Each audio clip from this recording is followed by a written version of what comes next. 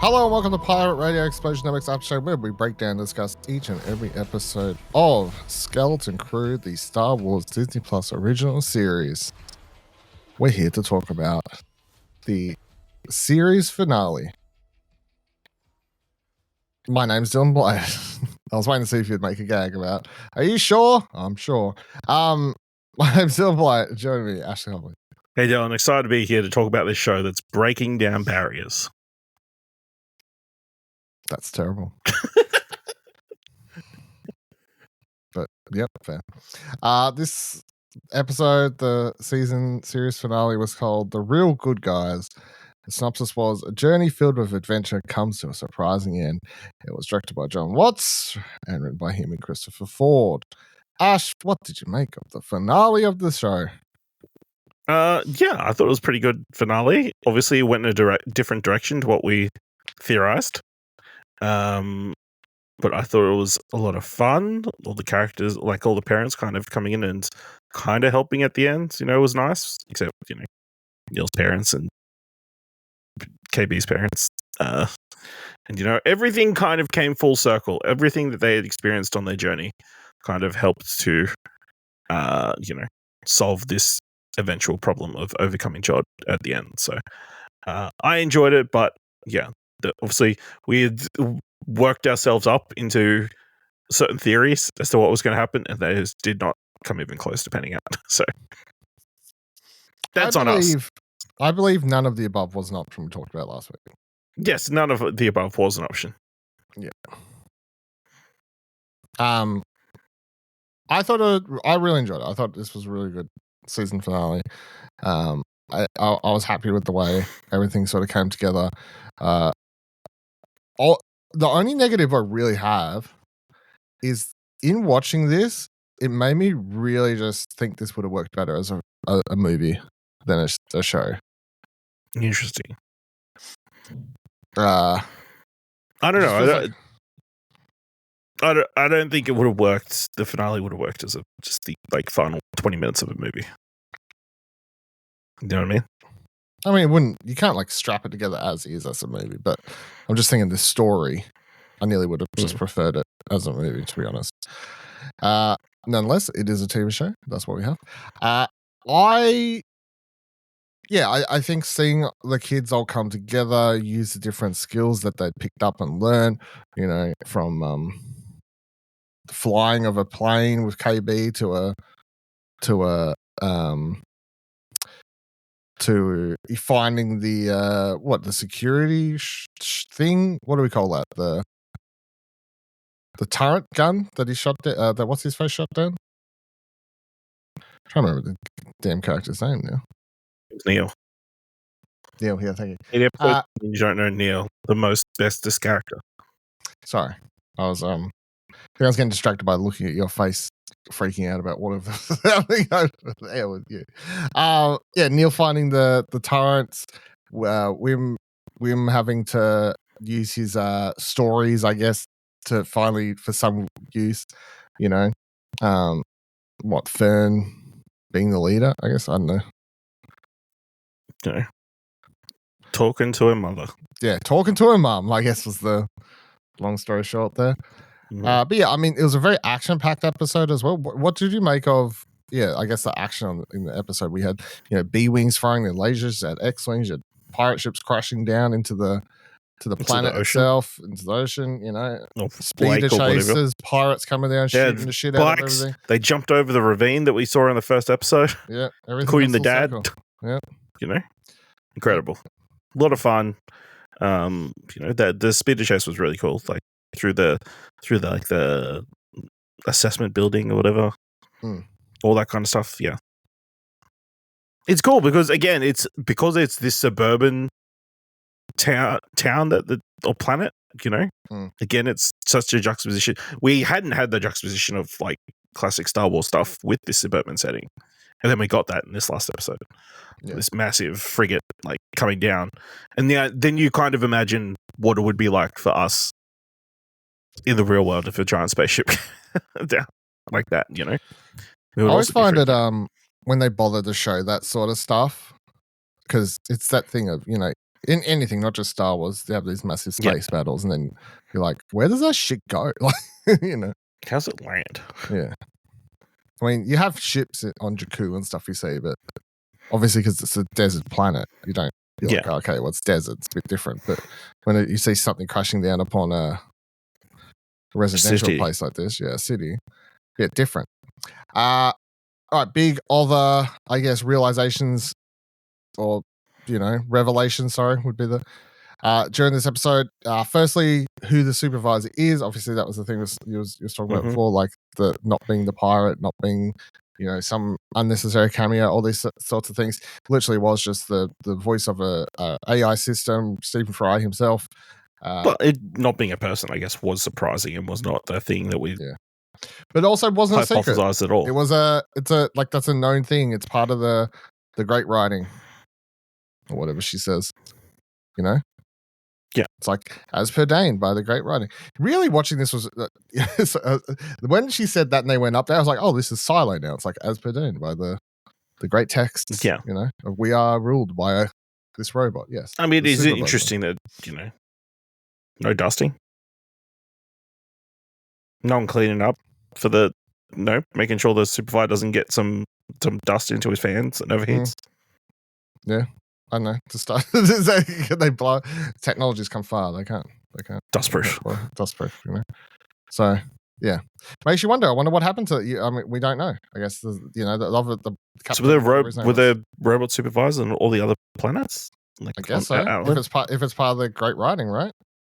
Yeah. Isn't that the sort of thing? I guess the other thing is now you got to wonder, now that their barrier's down at the end of the episode and they don't have a supervisor and all these sort of things, does their planet end up looking like the one we visited? What, at war with each other? I don't think so. I think they're, they've got New Republic support at the very least, so I think it'll be a little bit more democratic and not a bunch of people trying to kill each other. Can only hope, but I'm sure we don't know what that planet looked like before it went to hell as well, so. That's true. You hope it doesn't come to that. I'm sure there was some sort of instigating element that caused those two factions to go at war. And then I guess the other big thing was finally finding out what's the deal with Jod. So it's no trickery. He can use the Force. He was found by a Jedi just prior to Order 66 by the sounds of it. That definitely doesn't sound like anyone of note, which is fine. Began to be trained, and then Order 66 happened, witnessed his master get killed. Yep. I mean, that run since. Yes, that was the other interesting thing, that it kind of clarified the time in which they've been separated from the Republic, where the last transmission they received from the Republic was Jedi are traitors. It was Order 66. Yeah. Order 66 goes down, no one ever goes to Outland again. Yeah. Makes sense. Although it does raise a question. There's this planet full of kids that, are learning have stories about the Jedi. How do people forget about the Jedi in one generation? Well, because it's always the fact. Empire, I think in retrospect, everyone anyone involved with Star Wars. That would be the one thing they would. I think they would make it a longer time period between. Yeah, it's explained as the Emperor and the Empire basically rub out as much history as they can and never talk about Jedi ever again to make massive them into mind wipe. Yeah, make them into a myth. Not so much as like no one knows what the word means, but more so that's a thing that's talked about, but it's not a real thing. It's a mythical thing. Whereas on this, they've got all these books and stuff, and people had already theorized. I remember every time they saw Wim's book, that everything in it sort of looked like it was from the New Republic era anyway, which would make sense given timeline wise for this and what the prequel era. Yeah, so that all makes sort of sense. Yeah, I mean, so Jod has a sort of sad backstory to him after all that, but definitely doesn't excuse his rather violent behaviors and tendencies, which he shows a lot of in this episode. Did you ever feel like there was a stage where he was just going to kill someone, or No, just because I didn't believe that was what the story they wanted to tell. But I don't know. I just got the impression that Jod did, and it seemed to be the way that the story played out. He didn't want to hurt anybody. No, he didn't actually want to hurt anybody. Like when KB's ship went down, it's like he didn't have to play out that case. Could have all just been peaceful. Though. You could all just have been slaves to me, making money for me for all of my natural born life, Yeah. And we all would have lived peacefully and happily ever long. Yeah, would have been great. No, I sort of agree. I think that he'd got some sort of connection with those kids to the point that I don't think he could have ever really killed them. He was just trying to scare the living fuck out of them, I guess, to make them not want to do anything. Yeah. That final shot of him too, I thought was quite good. He just looks sort of accepted. He's looking out the window there. And I mean, I guess the other thing is, even after everything happens, he still has a blaster in his hand. He chooses to drop it. If he wanted to, he could have just shot them all. Yeah. Like, he probably still would have got captured by the New Republic, but, Did he, though? Is that what you... Obviously, it's left open-ended. It's left open-ended, but he could have very My impression was he was looking out the window and he had a slight smirk as he was coming up with a plan. Yeah, I don't know. I guess that's the thing. Yeah, so... I suspect he got away. It'd be in character for him to get away, yeah. Mm-hmm. I also really liked that, amongst everything that he did and whatnot, that Wim still called out for him to help him at the end. But yeah, he's still, just like, hey, Jod, come on. Yeah. I know you just tried to kill me and my family. And yeah, you had a lightsaber to my dad. Yeah, but come on, dude, don't use the Force on me. Yeah, use the Force, bro. So that was good. See, I thought when he was pulling the lightsaber towards him, it was going to be that thing where they pull it and then it ignites and he stabs himself. That didn't play out. No.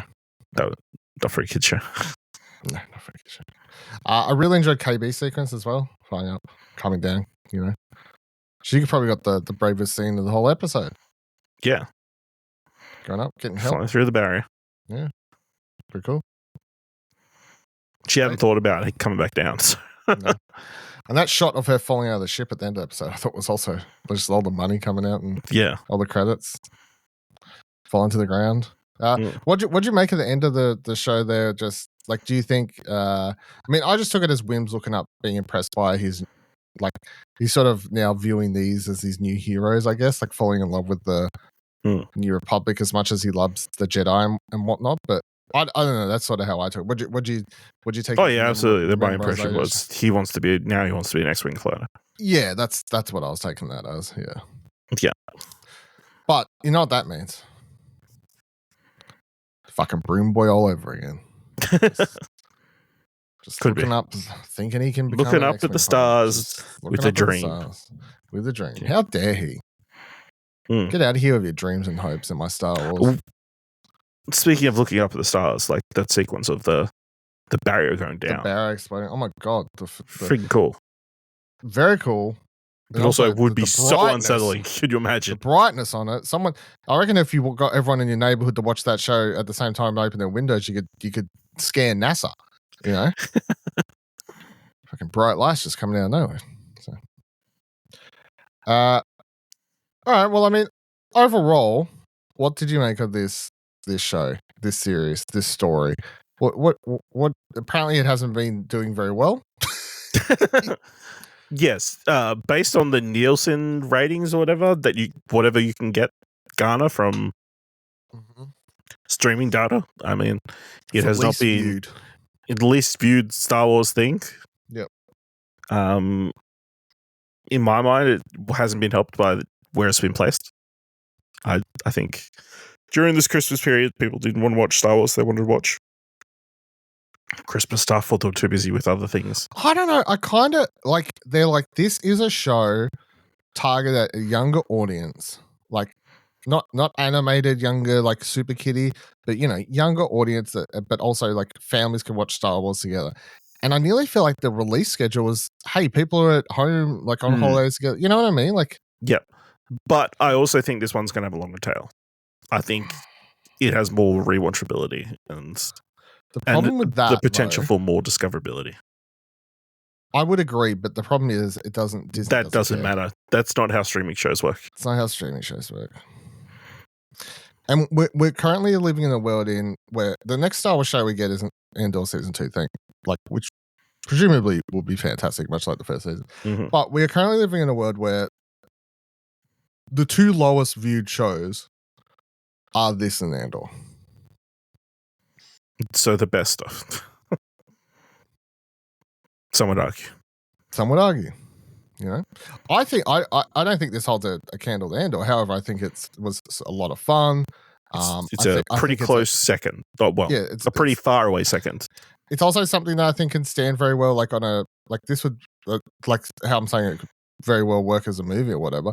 I'm sure this is very good to binge watch. I suspect now that it's all out, there's a potential people just binge the entire thing.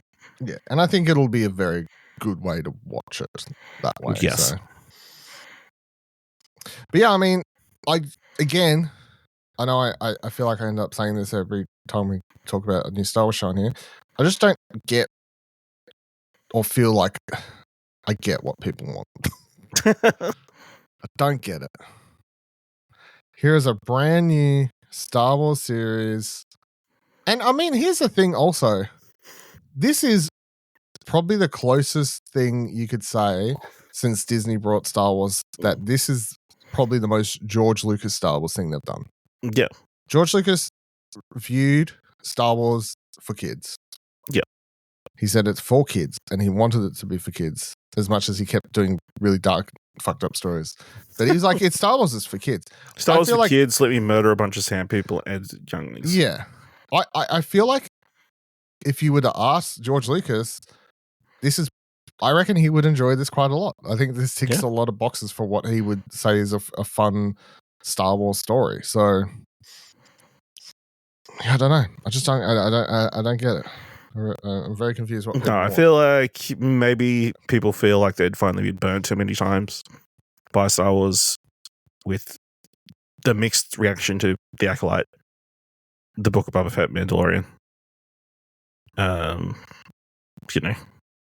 They were like, I'm not going to take another chance on this until I get a final word as to whether it's good or not.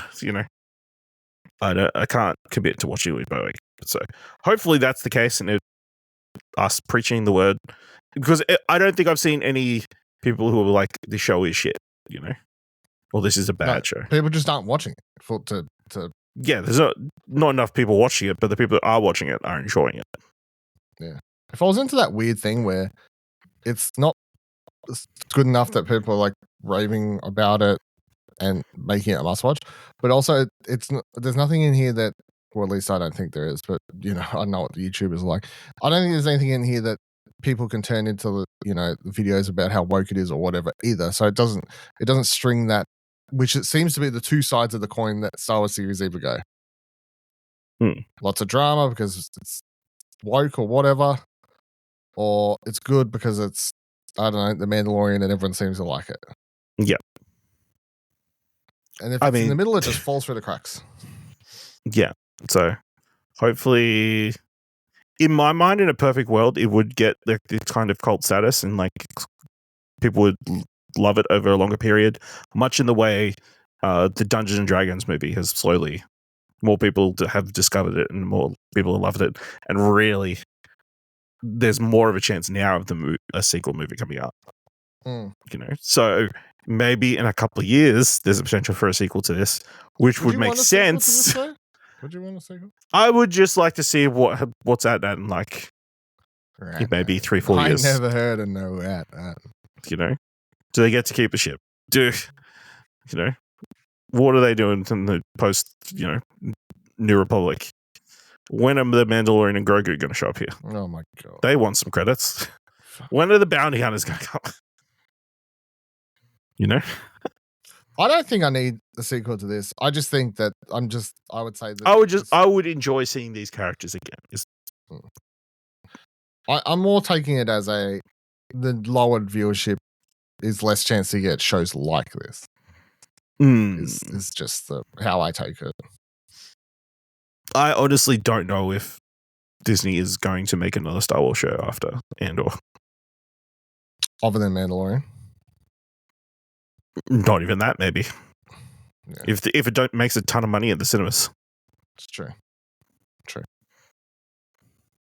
They might do. I suspect there'll be another animated show, but another live action Star Wars show. I don't know.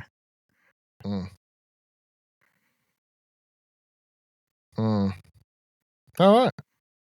Well, on that positive note. Also, how cute were Neil's brothers and sisters in that one scene when they're looking up in the sky and then the blaster fire and they all freak out? Yeah, I like how Neil was in the bath when everything. Of course, that is crazy. That this entire town was running on the power provided by the supervisor, including all the droids, which is not a thing in anything else, I guess, unless it's some sort of hive mind thing. And the supervisor was like controlling every single droid on the planet.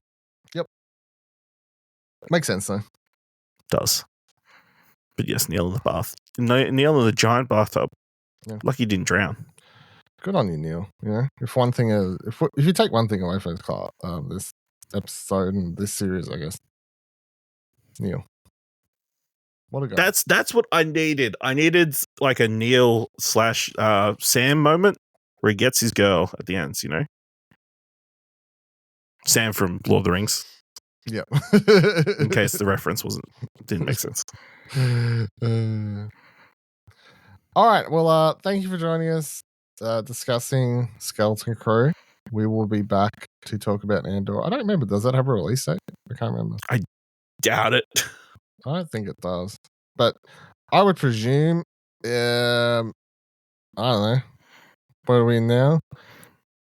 Probably March. My guess is it won't overlap with the Daredevil series. When's that coming? March. Yeah, so March, maybe June. May, June. Yeah, I guess. But yeah, stay tuned. We'll be back to talk about that, of course, when it's up and airing. Really excited for Andor season 2, of course, and all 16, I think, or whatever episodes that has. Longer season. Apparently, it's coming out April 22nd. There you go. Exciting. Sooner than we could have ever dreamed of, some would say. Yeah. Check out everything else on explosion.com. Follow us on Blue Sky at explosion.com. And, may the force be with you.